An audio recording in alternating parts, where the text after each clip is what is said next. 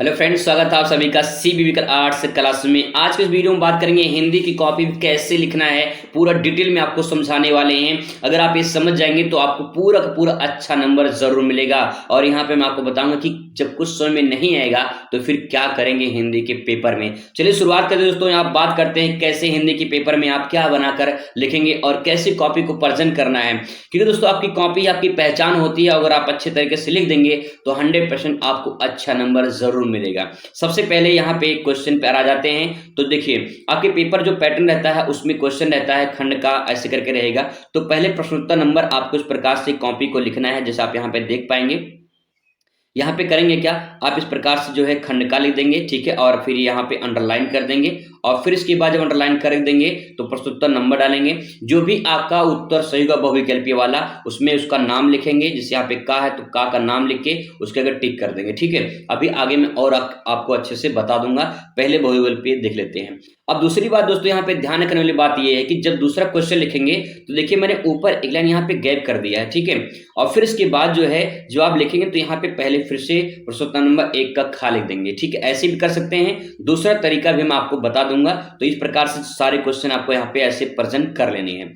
फिर आएगा आपका प्रश्नोत्तर नंबर दूसरा का, फिर आप ऐसे प्रेजेंट करते हैं, पूरा ऐसे लिख सकते हैं, ठीक है। ये पूरा का पूरा प्रोसेस आप देख पाएंगे, ये बहुविकल्पीय क्वेश्चन लिखने का तरीका है। और इसके बाद जो है एक तरीका मैं और आपको बता दूं, यहाँ पे अगर आपको इस प्रकार से ना लिखना हो, ठीक है, तो आप करिए क्या, यहाँ प्रश्नोत्तर नंबर 2 का लिख दीजिए, ठीक है।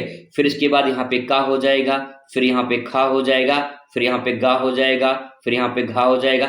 ऐसे करके भी आप लिख सकते हैं, कोई दिक्कत नहीं है। बार बार ऐसे लिखने की जरूरत भी नहीं पड़ेगी। तो दोनों तरीका अपना सकते हैं, कोई दिक्कत, दोनों सही है। इसमें थोड़ा टाइम कम लगेगा, यहाँ पे आपको लिखना पड़ेगा फिर से। तो यहाँ पे जो है आप लिखेंगे, जो भी सही रहेगा सही कर लिखेंगे और टिक कर देंगे, बस काम ओके भैया, ठीक है। यानी आपका यहाँ पे इस प्रकार से प्रेजेंट करना है बहुविकल्पीय वाले क्वेश्चन, ठीक है। आएगा नहीं आएगा तब भी कुछ ना कुछ टिक करना है, तो आपको लिख के उसमें टिक कर देनी है। अब शुरुआत करेंगे मेन पॉइंट आपका यहाँ से जो संदर्भ वगैरह लिखना होता है क्वेश्चन नंबर 3 से, ठीक है। तो यहाँ पे देखिए इस प्रकार से लिखना होता है। तो जो भी आपका उसमें पैसेज दिया रहता है उसमें जो है आप पहले उसको थोड़ा सा इतना लिख लीजिए, डॉट डॉट करके लास्ट में लाइन लिख लीजिए, ताकि एग्जामिनर को पता चले कि आपने कौन सा उसका उत्तर दिया है, ठीक है। फिर इसके बाद जो है आप यहाँ पे का लिखेंगे, इस प्रकार से लिखेंगे इसमें का में कि प्रस्तुत गद्यांश हमारी पाठ्य पुस्तक, जो भी आपका पाठ्य पुस्तक यानी गद्य भाग के राष्ट्र स्वरूप, जो भी पाठ का नाम रहेगा यहाँ पे लिख देंगे, राष्ट्र का स्वरूप नामक पाठ से लिया गया है, जिसके लेखक डॉक्टर वासुदेव शरण अग्रवाल हैं, ठीक है। इतना काम कर देना है। अगर आप ऐसे नहीं लिख सकते हैं तो इस पॉइंट को आप ऐसे भी लिख सकते हैं, संदर्भ लिखिए और इसके बारे में लिखिए, प्रस्तुत गद्यांश हमारी पाठ्य पुस्तक गद्य संकलन में संकलित राष्ट्र का स्वरूप नाम पाठ से लिया गया है, जिसके लेखक डॉक्टर वासुदेव शरण अग्रवाल जी हैं। बस ये परफेक्ट काम होगा दोस्तों, बस इतना काम करना, पूरा नंबर आपको यहाँ से मिल जाएगा। अब दोस्तों आगे काम देखिए, बहुत ही मोस्ट इंपॉर्टेंट हो, आगे काम करना है। और यहाँ पे मैं थोड़ा सा आपको तरीका बताऊंगा लिखने का यहाँ पे, ठीक है। नहीं आएगा तो क्या करेंगे, देखिए यहाँ पे सबसे मेन पॉइंट होता है रेखांकित जो शब्द होते हैं, इनको जो है आपको बना के कुछ ना कुछ लिखना होता है। तो इसमें बनाकर क्या लिखेंगे, कुछ समझ में नहीं आएगा तो ध्यान रखिएगा, जो उसमें रेखांकित दिया रहता है ना, उस रेखांकित को लिखना होता है। लेकिन रेखांकित कभी कभी छोटा सा दिया रहता है, तो कम करना है यहाँ पे आपको। जिसे व्याख्या जब करेंगे ना तो व्याख्या थोड़ा सा बड़ा हो जाएगा।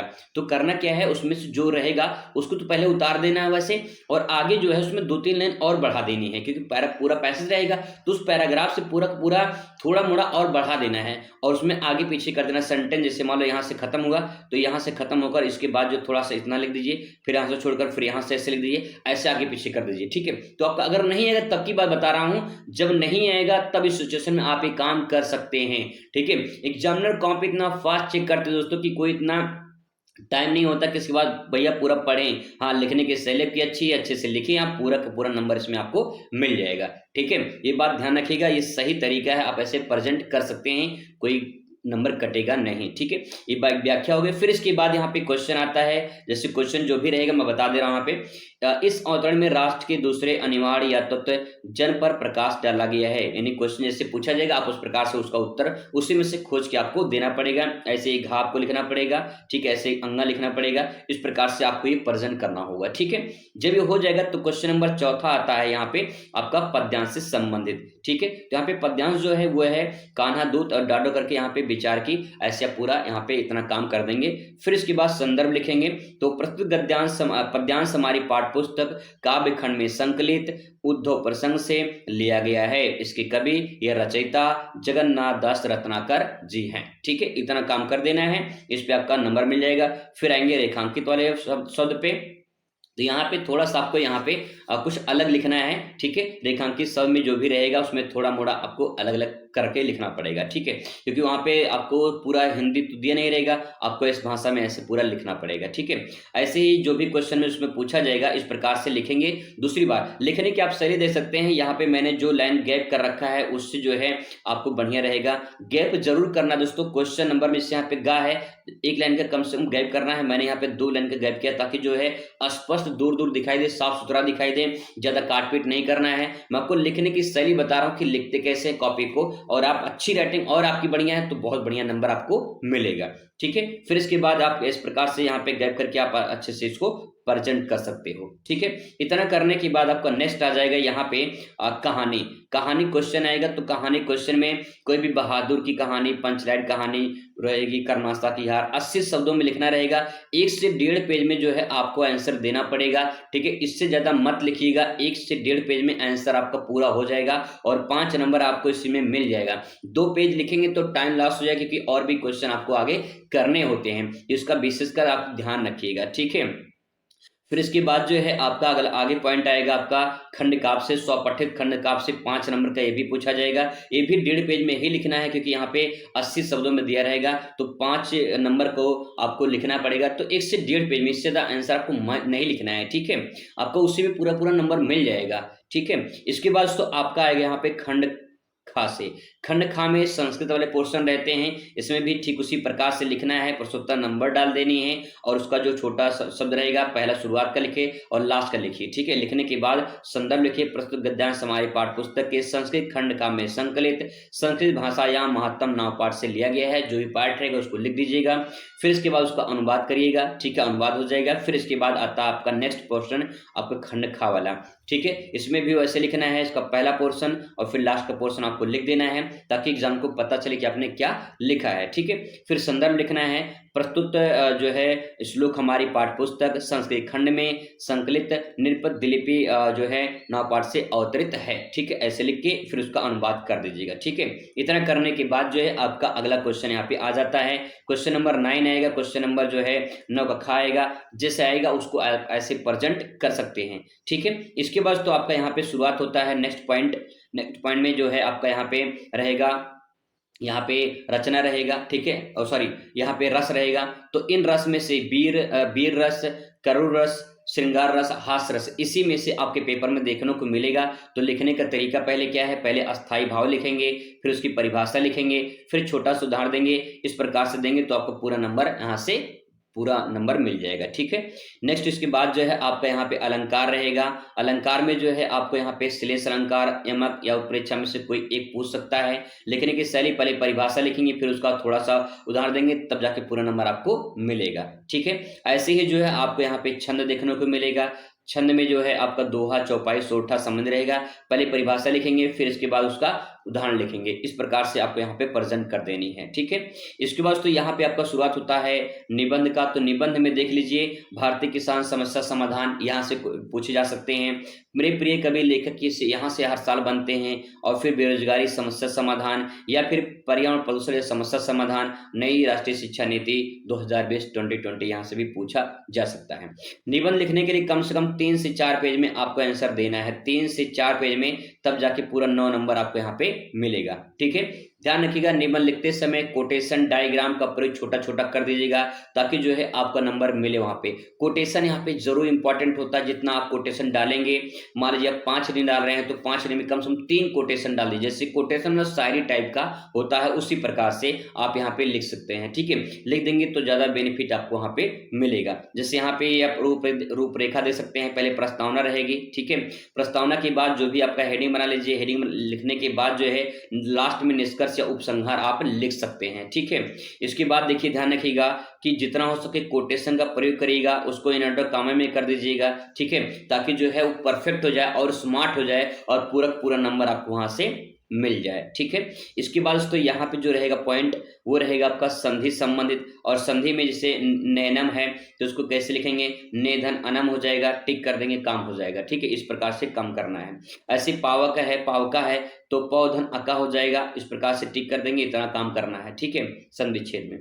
नेक्स्ट है जैसे निश्चल है तो निह धन छल हो जाएगा, इस प्रकार से प्रेजेंट करना है। ठीक है, और लिखने के बाद 2-3 लाइन छोड़ देना है, नए क्वेश्चन नए पेज से लिखना है। इन सब बातों को ध्यान में रखना है दोस्तों। अगर आप एक काम करेंगे तो आपको पूरा नंबर यहाँ से आपको मिलेगा। इसके बाद आपका समास शुरू होता है, जैसे चंद्रशेखरा यहाँ पे है तो ये बहुव्रीहि समास है, इस प्रकार सबको लिखना है। ठीक है, 12 नंबर क्वेश्चन सेकंड है सज्जन, तो यहाँ पे कर्मधारय समास, इस प्रकार से आपको प्रेजेंट करनी है। ठीक है, ऐसी क्वेश्चन नंबर 13 आएगा। यहाँ पे क्वेश्चन नंबर 13 में कह रहा है कि प्रत्यय बताना है, तो प्रत्यय में श्रीमती या श्रीमान का जो है यहाँ पे मतुप हो जाएगा, इस प्रकार से लिखना है। ठीक है, लिखने की शैली आप बस देख लीजिए। और उसके बाद यहाँ पे नित्वा है तो यहाँ पे कत्वा इसका राइट आंसर इस प्रकार से हो जाएगा। ठीक है, ऐसे 13 नंबर क्वेश्चन है, 13 नंबर भी क्वेश्चन इस प्रकार से आप यहाँ पे प्रेजेंट करेंगे। ठीक है, फिर इसके बाद आपका यहाँ पे पत्र लेखन। पत्र लेखन में जैसे आप जो भी आपका होगा यहाँ पे लिखेंगे, सेवा में श्रीमान प्रधानाचार्य जी। ठीक है, सीवी बिकल इंटर कॉलेज बिंदेखलपुर धारतीनगर उत्तर प्रदेश। ठीक है, तो यहाँ पे जो भी नाम रहता है वो स्कूल का नाम नहीं लिखते हैं, यहाँ पे कोई भी नाम आप XYZ कुछ भी आप यहाँ पे लिख सकते हैं। नेक्स्ट आपके सामने है, आप किस लिए लिख रहे हैं प्रार्थना पत्र, तो विषय लिखेंगे, विषय में बीमार होने के लिए अवकाश है तो प्रार्थना पत्र। फिर महोदय, सबने निवेदन है कि जो भी समस्या हो समस्या यहाँ पे लिखेंगे। ठीक है, 2 लाइन में 3 लाइन में। और फिर इसके बाद अतः आपसे विनम्र निवेदन है कि मुझे 1 दिन की छुट्टी देने की कृपा करें। फिर इसके बाद आपका आज्ञाकारी छात्र, छात्र का नाम नहीं लिखेंगे, यहाँ पे XYZ कुछ भी कर देंगे, यहाँ पे डेट डाल देंगे जिस दिन आपका पेपर हिंदी का है 24 तारीख को। ठीक है भैया, इस प्रकार से आपको यहाँ पे पूरा का पूरा ये पेपर पैटर्न सॉल्व करनी है दोस्तों।